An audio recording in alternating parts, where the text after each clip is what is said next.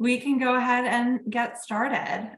First of all, thank you to everyone for joining us today. Welcome to the 2023 Open for Opportunity Roadshow preview.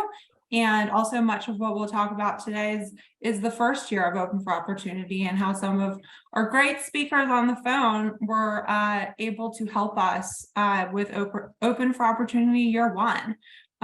So I wanted to introduce my fellow speakers. First of all, my name is Erica Faraj, and I am IFA's Vice President of Political Affairs and Grassroots Advocacy. Perhaps the conductor or mayor of this Open for Opportunity Roadshow over the last year and into this coming year. So really excited for year 2 of the roadshow and what that all means. Also have my great colleague, Jeff Hanscom, who is our Vice President of all things state and local. And then we're really pleased to be joined by 2 of our fantastic participants in Open for Opportunity Roadshows last year, Linda Chadwick, who is the President and CEO of Rita's Franchise Company, and Alex Johnson, who is the CEO of Pretzel Power Inc. Excuse me, too many P's there for me. Who is a franchise owner of Cinnabon and Auntie Anne's and soon to be Scooter's Coffee. So excited to welcome all of our speakers today so that they can talk about their experience with Open for Opportunity last year. And then Jeff and I will sort of preview Open for Opportunity this year. I first wanted to talk about Open for Opportunity just generally as a refresher in terms of what the campaign is, why we started it, and make sure that sort of we just level set here more than anything else. So for those of you who may not be familiar with Open for Opportunity yet, was really created as a multi-year, so here we are going into year 2, kind of purpose-driven reputation campaign. I think that we found that there was a need to sort of refresh the narrative around franchising and what it means to be either a brand or a local franchise owner, and really get down to how the model works and what the model does in local communities and also at the brand level as well. We really wanted to, create more public awareness around franchising and all of the opportunities that franchising creates, not only for, brands, but also for local businesses, their employees, and the community, I think most importantly, and how all of that works. And so, we started with some data that we'll talk about here in a second, but more than anything, I think Open for Opportunity is really an educational campaign that targets some different audiences and tells the story of franchising, really puts a face on franchising, using both the great data that we have and sort of served as the basis of this campaign, but also, talks to great IFA members and brands like Alex and Linda to tell their story as well in, their local markets and their local communities. So Open for Opportunity really has started out as an education campaign about the franchise model and some of, honestly, the misconceptions about the model over the last several years. I don't think that we've been able to tell our story in a super meaningful and strategic way. And I think Open for Opportunity has served as the vehicle for that. The basis of Open for Opportunity, as I mentioned, was some sort of groundbreaking for us, at least, research that we conducted at the end of 2021, where for the first time, we went out to actual franchisees to ask them about their business model. So as you can see here, we produced a report, sort of the underpinning of all of this, called The Value of Franchising, where over 3,500 franchisees kind of assessed the value of franchising and franchise businesses, their workforce, and what they do in local communities. And as I like to say, the good news about this research, which doesn't always happen, is that what we thought was true about franchising actually is true about franchising. And so we were able to hit the road and tell a story about franchising that it's diverse. We've seen that as a theme kind of throughout this campaign during the first year, not only in business line, but also in people. Franchises are good for workers, right? Offering better pay, benefits compared to non-franchise small businesses. Franchises really do mean opportunity, not only for entrepreneurs, but also for people in the community who are looking for a job and looking to perhaps find their American dream as well. And that franchises are local. This was a huge theme in year one, and something that I think both Alex and Linda will hit on. But making sure that different audiences understand that franchises, while they have a brand name attached to them, are actually locally owned small businesses and are making a difference in their communities, whether that's just employing the people in their communities, and in so many cases we see with franchisees giving back to their local communities, whether that's supporting the local little league team, or we've seen over the past few years helping frontline healthcare workers. That franchises truly give back in their local communities. And this is really, when you take a look at all this research, sort of the story that we wanted to tell about franchising through Open for Opportunity and through all of the great folks that participated in the campaign last year. So I probably should have had a slide here with all of the places that we went last year, because there were a lot. So let me start by telling you where we went last year, and then we'll talk a little bit about kind of how we did it, if you will.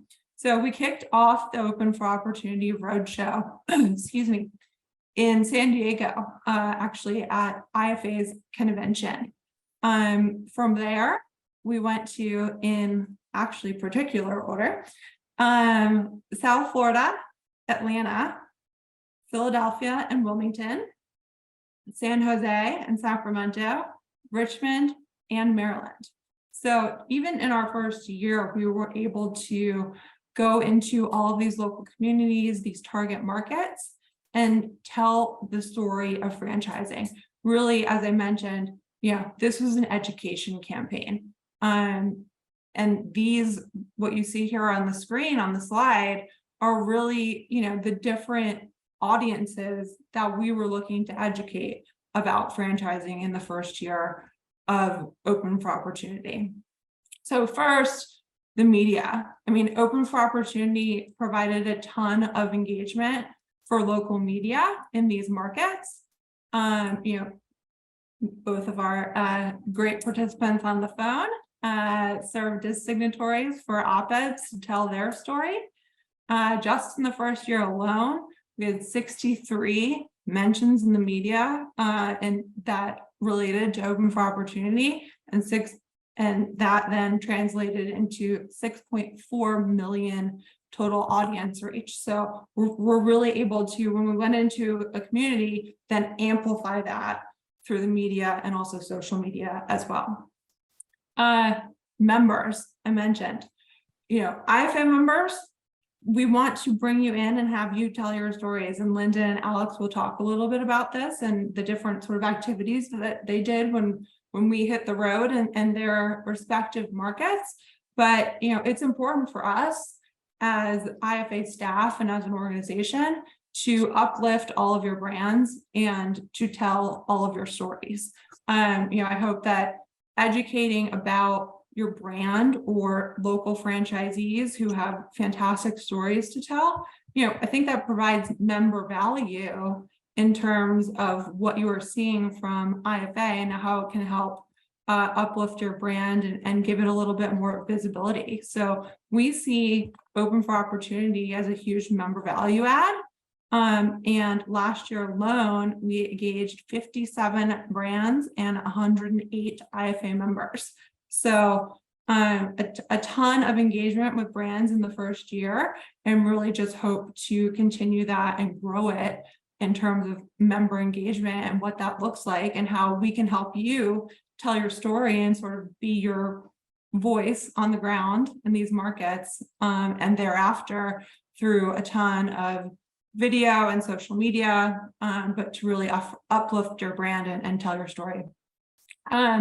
Elected officials, we were chatting before everyone jumped on, and elected officials on both sides of the aisle, and honestly at all levels of government, think really need to understand the franchise business model a little bit better.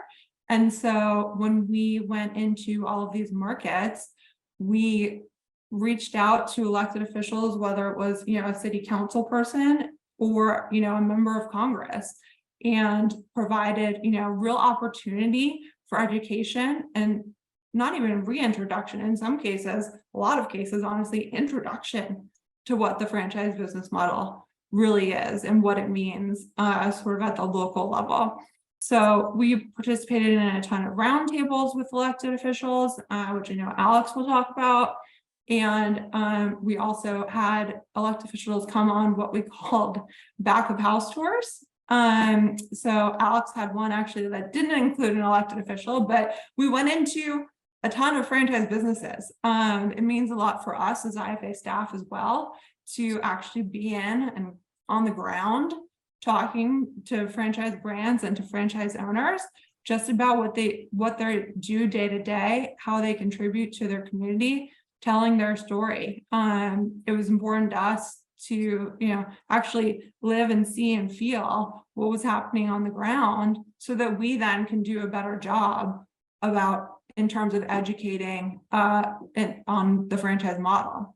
So in all of these places, as you see here, we engaged with 23 elected officials and or government entities. That included, as I mentioned, everyone from city council members to the mayor of Atlanta and Congressman Carlos Jimenez down in Florida. So really reaching across both sides of the aisle too, I think is particularly important and will continue to be important as we look ahead to next year, but educating and creating champions, and even just starting conversations more than anything with elected officials about franchising was key in 2022 and will continue to be in 2023. The last audience is what we call third parties. So what does that mean, right?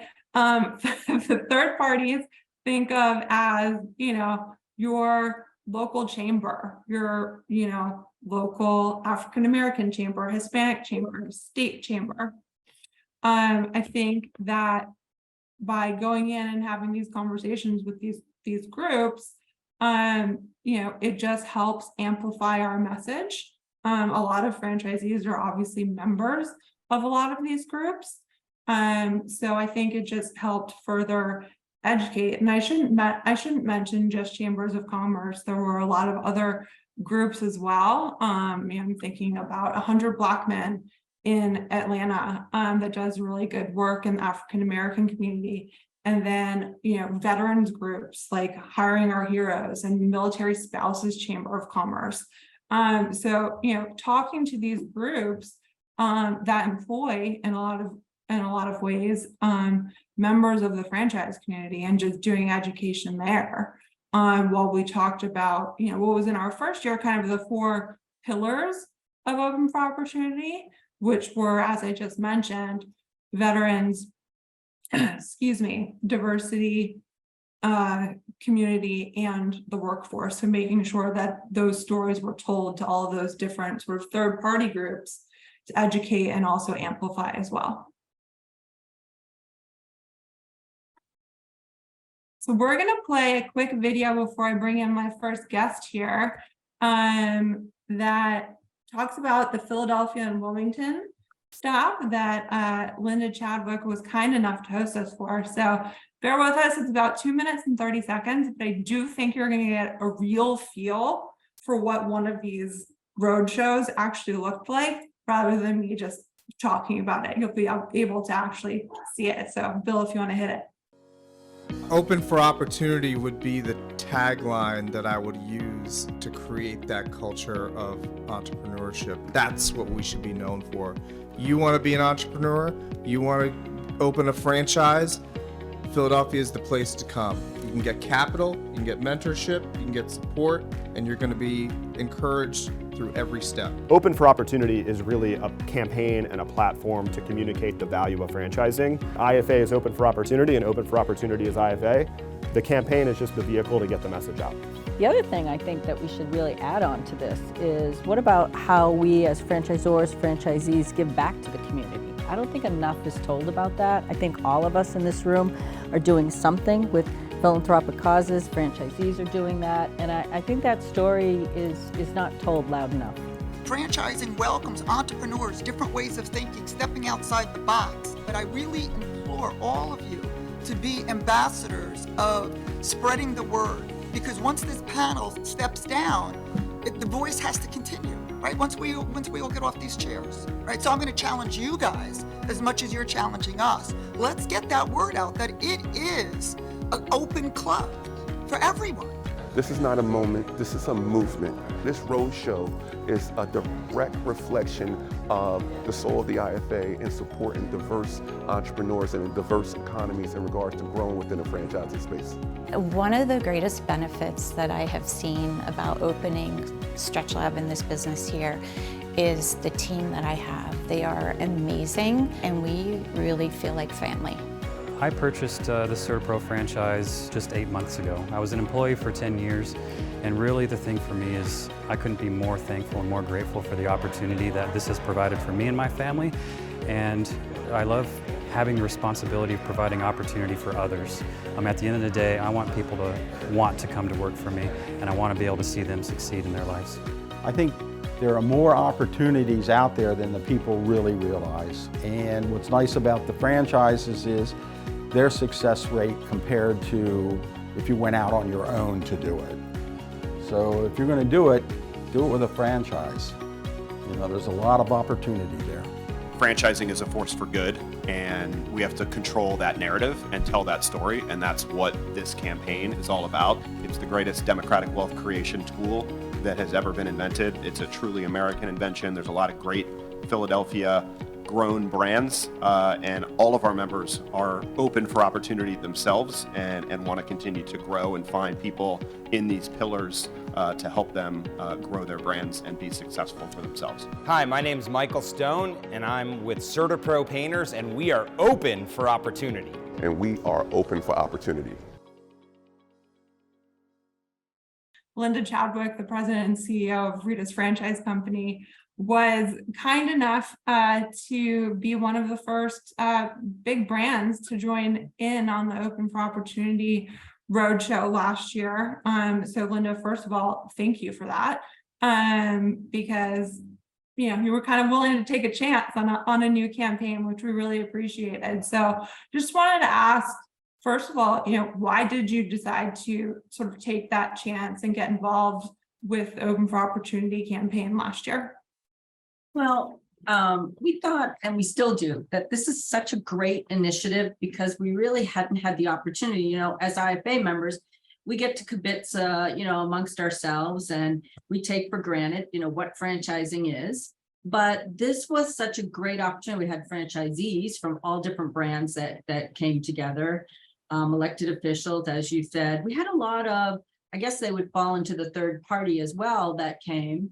And they were folks that wanted to be able to help local franchisees, and they learned a lot about the process and what they did, and a lot of the franchisees were able to share their story of what they're going through, their challenges, some on supply chain, how they're persevering, the workforce, and get that out in a very healthy discussion led by Matt. And I think it was an awesome opportunity, and it's interesting for us because we're a 38-year-old brand, but a lot of folks really don't even realize that we're a franchise. Mm-hmm. So we take a lot of that for granted, and I think it was a great opportunity to come together as a localized, regional, perhaps initiative to really get that story out.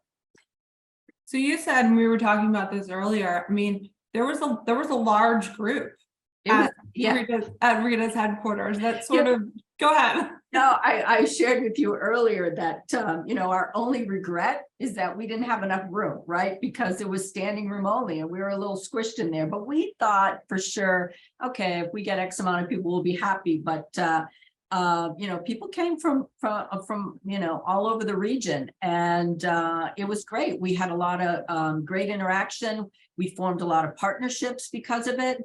And that continues today. So, we're very pleased with that. We actually even had a lot of folks that, wanted to know a little bit about our company and perhaps be a franchisee.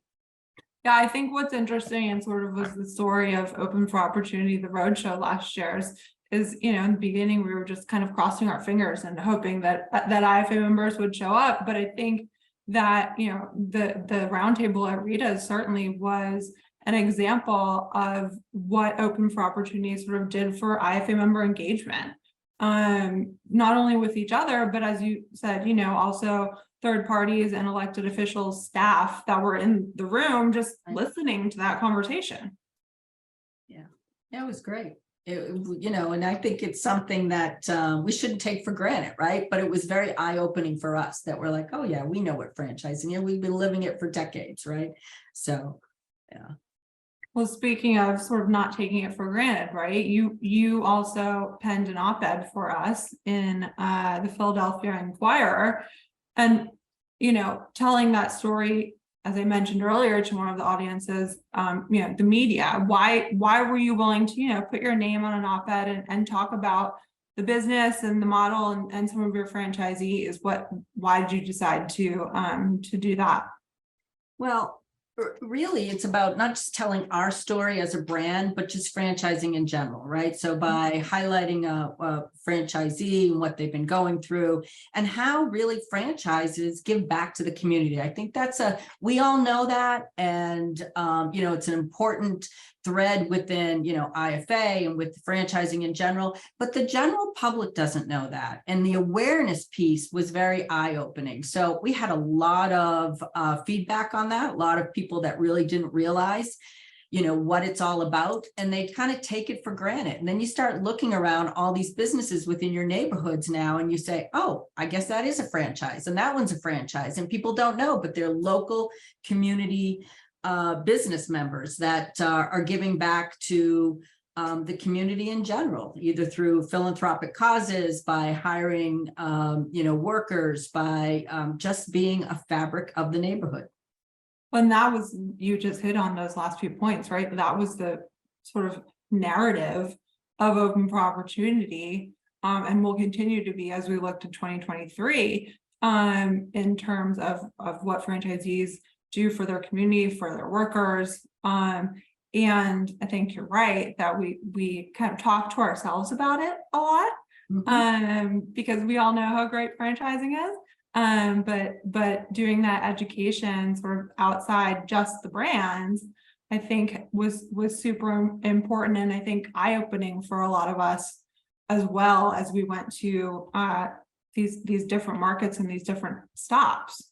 So being able to educate on the brand, I think, was huge, and doing that, obviously in a major paper in the Philadelphia area kind of helped as well. So as I mentioned, Linda and her team were kind enough to host a roundtable, which served as sort of an anchor, if you will, for the Philadelphia and Wilmington stops. And Linda, I know just through the roundtable and IFA channels, and certainly the op-ed, that there were sort of some other benefits for the brand in terms of being involved with Open for Opportunity. So perhaps for brands that are looking to dip their toe in the water, can you talk about the benefits to the brand as well that came out of kind of all of that exposure? Right. Well, sure. I mean, we were able to showcase our product. We have a storefront inside our headquarters. I think that was a plus for a lot of community members and people that traveled in from other regions that really didn't know a little bit about the brand.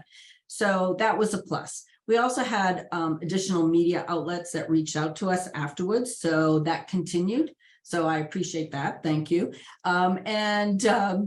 Just in general, the partnerships that we were able to develop, right, with other IFA members, other franchisees of other brands, actually. We saw them again at other networking events, and we're able to continue the conversation, as well as, the resources and the partnerships that we're able to provide our franchisees with maybe some of the resources of those business folks that came by. Financing opportunity for underserved groups. We've been able to make those connections, as well as just other business leaders in the greater Philadelphia area.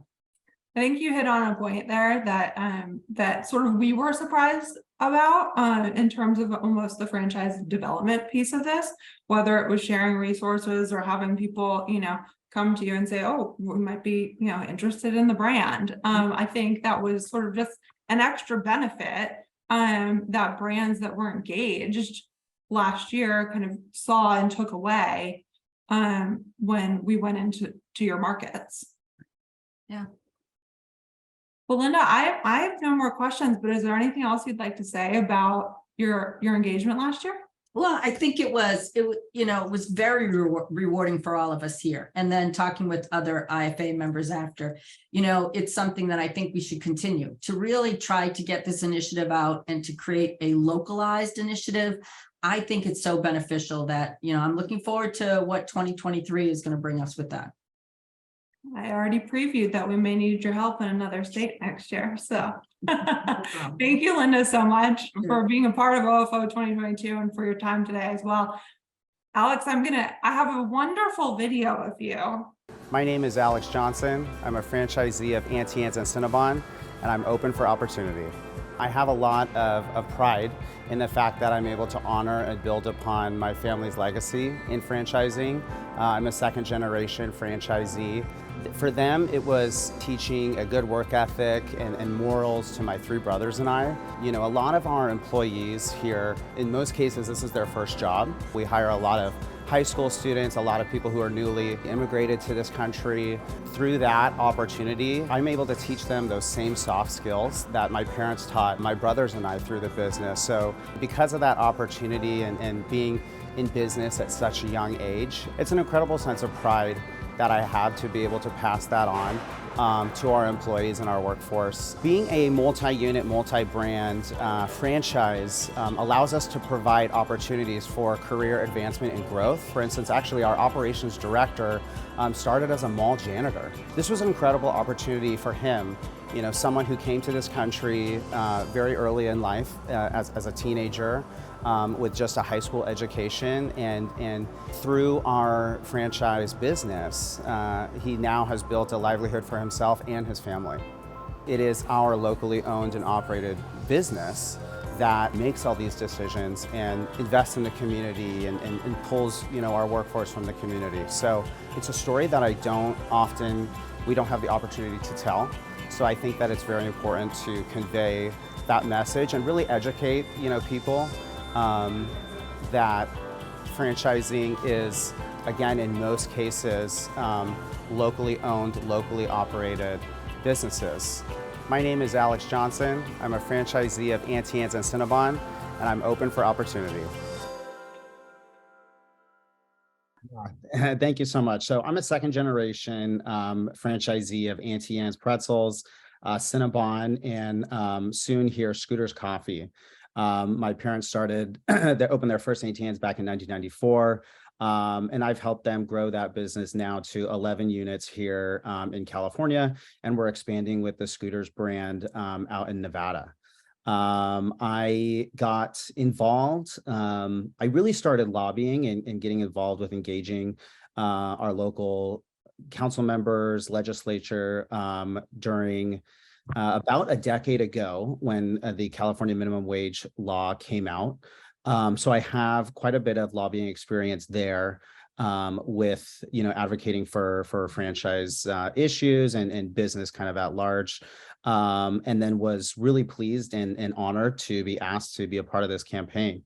So that's where we are today, and I'm looking forward to help expand this initiative and grow it. And I think to Linda's point, the having a more localized approach or initiative, I think is really important too. So Alex, thank you. And thank you. So we saw Alex on the San Jose portion of Open for Opportunity in 2022.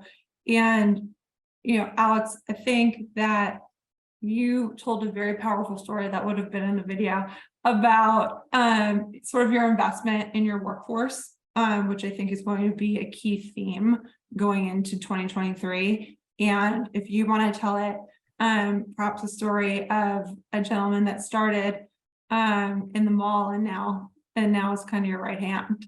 Yeah, definitely. So, in the context of an operator, of a franchisee, I mean, we have these big, beautiful locations, Annie Ann's, Cinnabon, whatever, in this on our storefronts, big signs. But really, the story I tell to legislatures and really anyone who asks is, if you were to pull back that sign, it would be a different name. It would be Pretzel Power Inc., my franchise company. And that's not a big multi-state, huge business with a bunch of units. It's a small, locally owned, locally staffed business. Linda also spoke about, giving and how franchising can give back. Well, I think about it not just in terms of charitable giving, but also how we can invest in our local communities. Whenever possible, we try to buy from local vendors, whether it be equipment, repairs, maintenance, food service, anything like that. And then I think, the obvious one is that we are serving our community, our customers, our guests. They come from the city and the state that we operate in. But I think most importantly is the fact that, yes, we hire and we recruit from the communities that we operate in.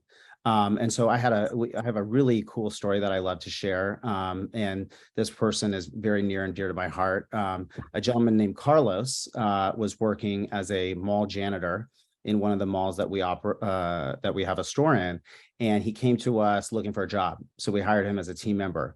And slowly but surely, Carlos worked his way up from a team member to then a shift lead, a store manager, a district manager. And as our company grew, he grew with it. So it was really cool because this person, came from a different country, had maybe a high school diploma. I'm actually not even sure, but it really doesn't even matter because he's such an excellent operator. And to this day, he helps me run the business as our director of operations. So I love to tell Carlos's story because I think often, there's this narrative or there's this image of franchising and I think more so like fast food as being kind of like a dead end job or just kind of like, very not as desirable as other jobs out there. But really, I tell Carlos a story to say, hey, you know what? There is a career path here. There is, a way to create your own American dream, for those immigrants who come from abroad and whatnot. So that story really resonates when, I'm talking to legislators or talking to business people. So it's one that I'm incredibly proud of. As you should be. And it's one that Linda told in her op-ed as well with some of her franchisees and how, they came from not the best circumstances and have really grown and become successful as well. And it's really, when we're talking about it, kind of the entire point of Open for Opportunity as a campaign.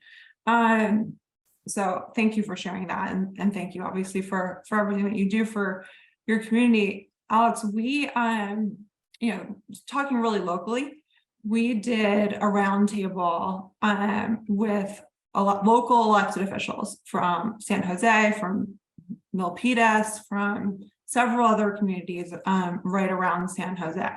And I think going into it, it was sort of, eyes wide open, not totally knowing what to expect, people from both sides of the aisle. But I know that after that roundtable that you made a connection and a resource, perhaps unexpectedly, and have continued that relationship today, which is hopefully another outcome with all of these Open for Opportunity stops. Do you want to talk a little bit about that roundtable and what you took from that?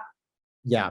And, let me start off by saying too, I want to stress the importance of education and awareness. I think the Open for Opportunity was so great because there is just so much we have to do in terms of education.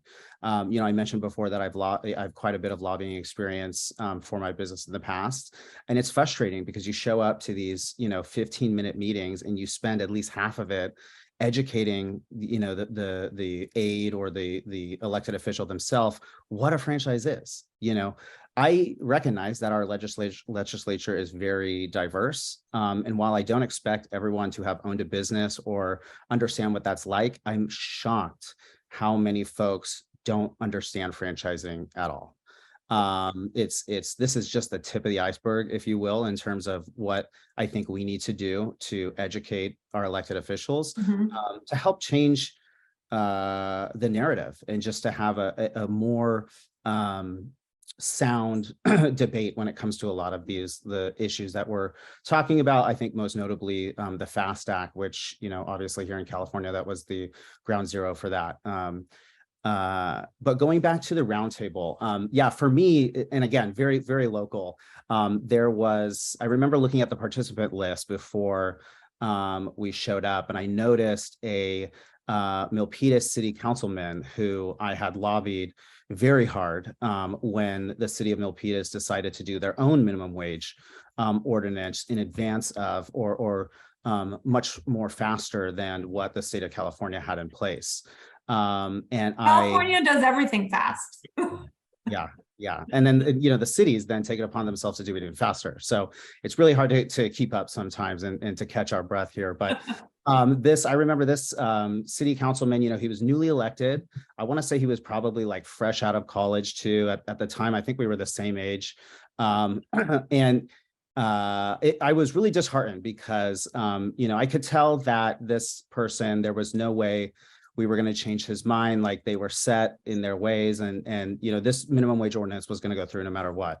But I felt like I really went the extra mile to try to, again, tell my story, open my books, and show how, financially this will affect us, and convey how worried I was that, hey, maybe we're not going to be able to, provide some of the other benefits that we have in addition to pay, because, the minimum wage is going to increase and really affect our bottom line. So, I left those meetings really considering him, a foe, the enemy, if you will. And what was neat about this roundtable is I was able to turn that foe into a friend. So again, I saw the participant list and I was like, oh man, like really, this guy, what is Erica getting me into? I was like, this guy is going to be in there. Like, yeah, exactly. Like, what am I in for? Like, is he going to be combative? Are they going to be receptive? Like, is it going to be that same experience I had with lobbying in the past, where it just felt like his mind was already made up and he wasn't willing to listen to, his own constituent? However, no, I was incredibly shocked, surprised, and really happy to feel that the opposite happened. So after, and of course, I was joined by some fantastic other business owners, and we had quite of other, third-party people that you spoke of, Chamber of Commerce, and a really good group. But after we were all done telling our story, and kind of at the conclusion of the roundtable, that same councilman came up to me and, just really thanked me and said, I hear you. Thank you for telling your story. He acknowledged the fact. He's like, I want you to know I'm a different person. I'm a different person than I was when we met previously. He straight up said, I'm much more moderate than I was back then. And I want you, here's my business card. I want you to come to me. I heard you talk about remodels and construction. And if you need help, anything from the city, like, just reach out to me directly. I can help you. That felt really, really good, and, did it move the needle on the FAST Act and other things? I don't know. But for me, and having had that previous experience with him, and then, changing the relationship there, that could have only been done because of this roundtable, because of the opportunity to participate in this campaign. So even just for that, I am extremely grateful. And it was just really, really cool to have that kind of personal previous connection come through. And again, you know, I was able to turn a foe into a friend. I think it goes to the point that both you and Linda talked about, just in terms of education and not just talking to ourselves, and not always talking about an issue, right? Yeah. Just talking about franchising and everything that you all do, I think is extremely important. And I think both of you were able to prove that. Yeah. You know, it's tough too, because I feel like, especially in the Bay Area where I'm at, like there are so many people, business people like me, franchise owners, independent restaurant owners, independent business owners who wish they had this kind of venue, who wish they had this kind of opportunity, who wish they were, you know, organized with a group like this to do this, but they're not. Or they simply don't have the time, you know, because they're working in their businesses, they're working in their stores and their restaurants. And so having this opportunity, I mean, there's no way me as, you know, franchisee would be able to put together this kind of thing. So that opportunity for me just meant like, okay, this is something I have to do. Like, I honestly feel like I'm obligated to do, just because I think it's so important that we lend our voices whenever possible. Because again, the education piece, we have got to change the narrative out there, and we have got to educate people what franchising truly is. And I think most importantly, the local aspect of it. I think that's exactly right. And Alex, thank you for everything you did last year as well. You know, it sort of started with Open for Opportunity, our relationship at least, and then led to, as many of you know, the fight that we had in California on, Alex mentioned, the FAST Act.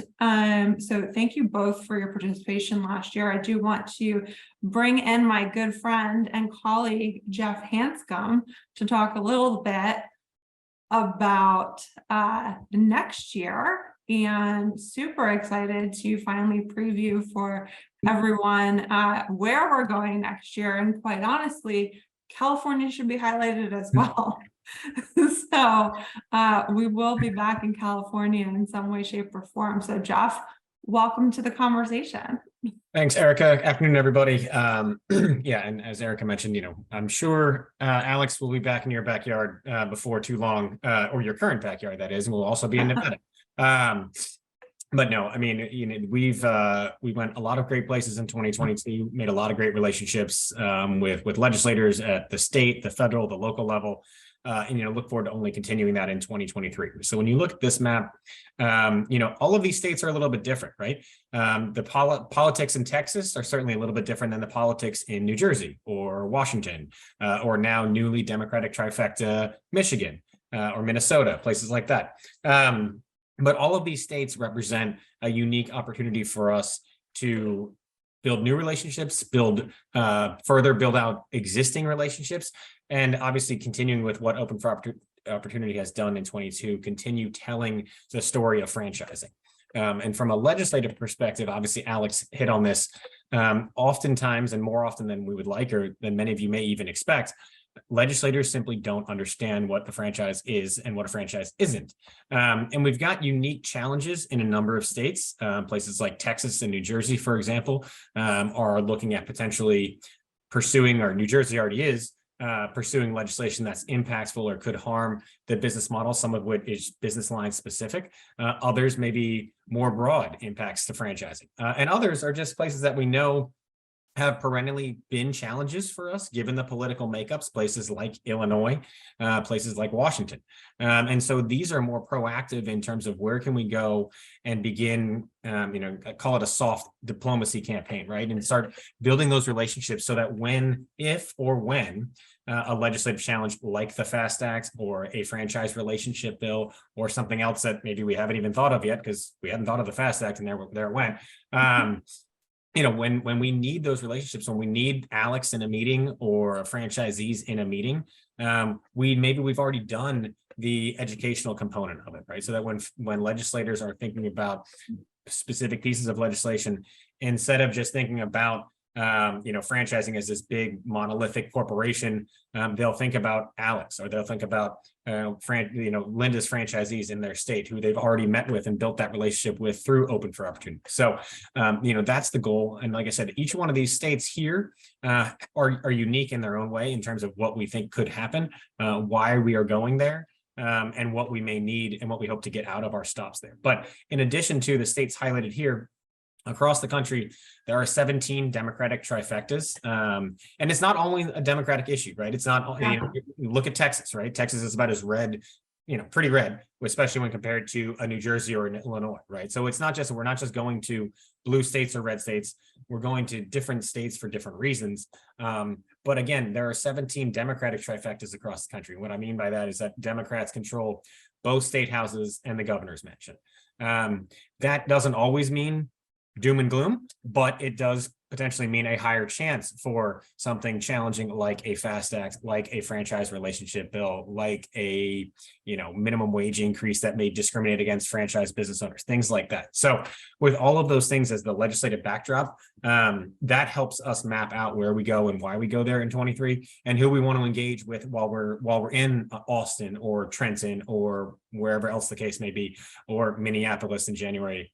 Yay. And all of those great things. But like I said, they all present unique challenges. And we've learned a lot from 22 and the stops we did, the folks that we met with, the groups that we were able to build relationships with. So have a great roadmap, if you will, for our road show to, what we want to do in all of these places and how we can best use our Open for Opportunity stops to help build out our messaging so that when we do come to Minneapolis and want to meet with the city council and the mayor and ask them, please don't do this FAST Act 2.0 bill, they will be able to think about like, oh, right, this is franchising. These are the local business owners that we met with and we did the back of house tour and so on and so forth. And so really that's the notion of this. But like I said, the backdrop from a political standpoint across the country, is challenging, right? Like I said, there are 17 Democratic trifectas this year, 4 of which were not trifectas, back in October of this year, but after Election Day in November, there were 4 new Democratic trifectas across the country. So, and again, we have potentials for challenges in even a place like Texas, where you wouldn't necessarily think of, bad franchising legislation potentially. But, Open for Opportunity has been and will certainly continue to be in 23 a very big tool in our toolbox if and when we go to these places and have a challenging piece of legislation that we're dealing with.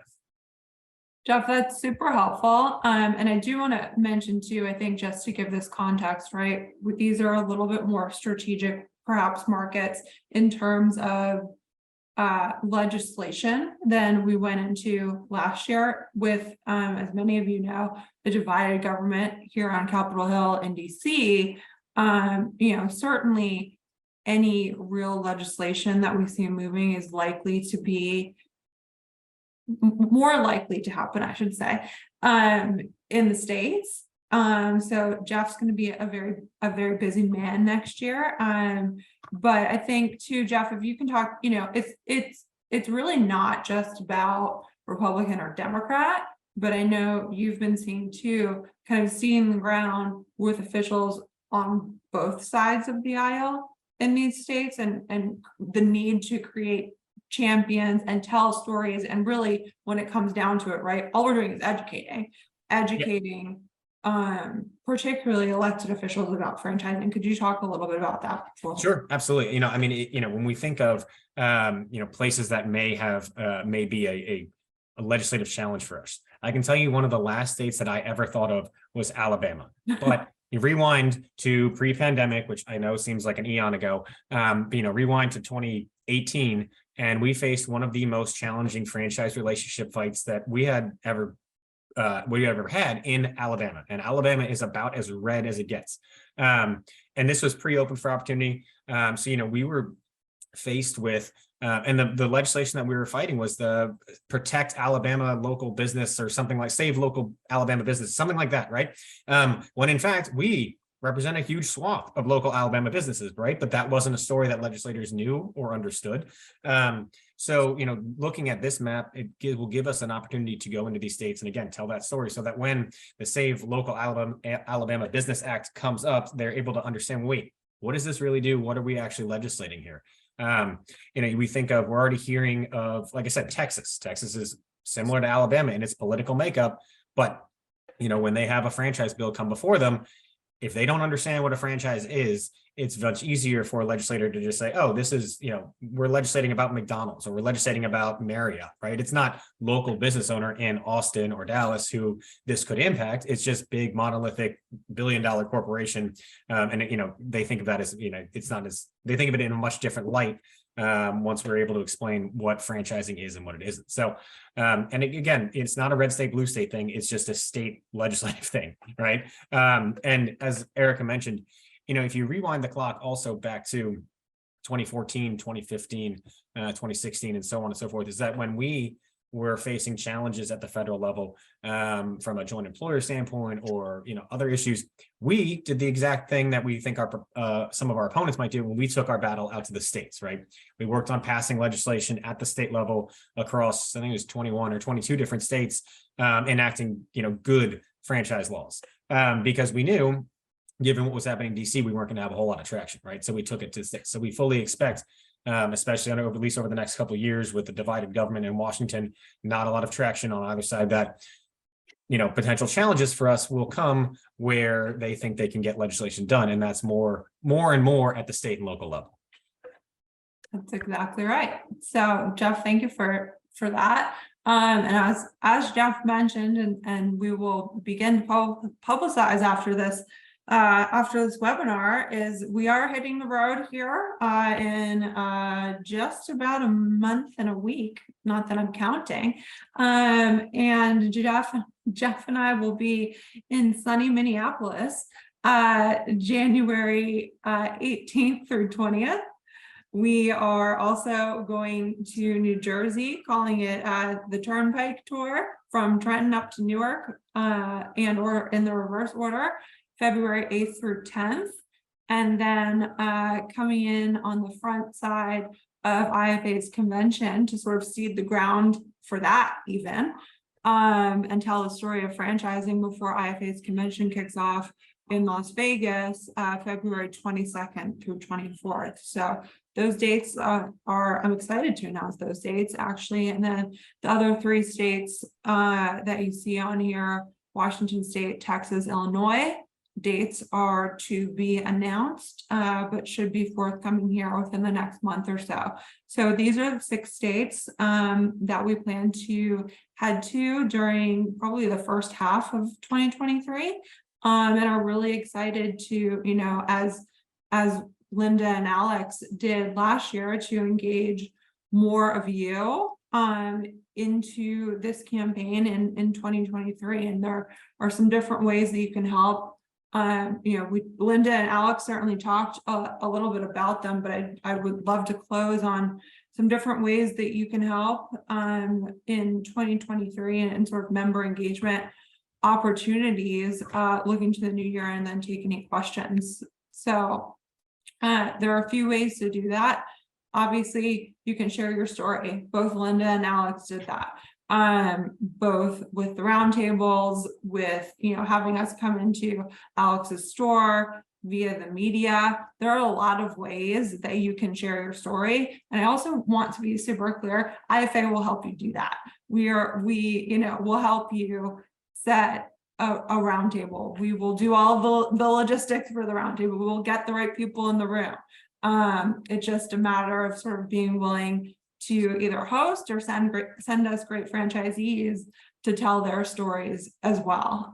So just want to be super clear that we are running all of the logistics on these, and hopefully made it as easy as possible for you, Linda and Alex, to host your events and tell your stories last year. As I mentioned just now, host an event, in all 6 of those states. We'll likely have an anchor event like Linda hosted just outside of Philadelphia, where we bring together IFA member brands, local elected officials, third parties, the media, if we can get them there, to educate about franchising and again, just really tell the story.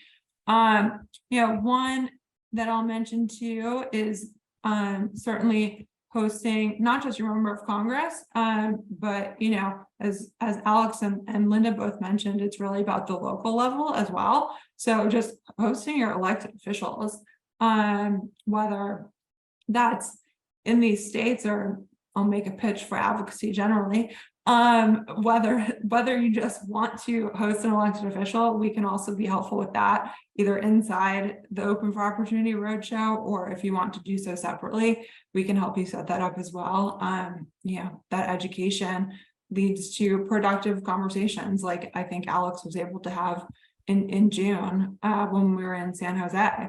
And then certainly, we have a ton of content coming out from these roadshow stops, from people telling their stories. So just, amplifying that, particularly if it's your brand, as Linda and Alex know, we turn over the content that we create on these stops and want you as either a brand, a franchisee, to be able to use that to help to amplify and tell your stories. Because as I mentioned earlier, hopefully this is a member value add as well if you're engaged in the campaign. So a lot of different ways to help. We will definitely send out those dates that I mentioned as well, in addition to those 6 states, but really looking forward to hitting the road in 2023 here, just in about 5 weeks, as I said, not that I'm counting. But let me make a pitch for the first one. If you are based in Minneapolis and or have any great franchisees in Minneapolis or St. Paul, Jeff and I would love to meet them, engage with you, as that will be our first stop on the tour, January 18th through 20th, Minneapolis, St. Paul. I don't want to exclude St. Paul. So we will be up there and hopefully it will be above freezing. So with that, I'm happy to answer any questions that folks might have.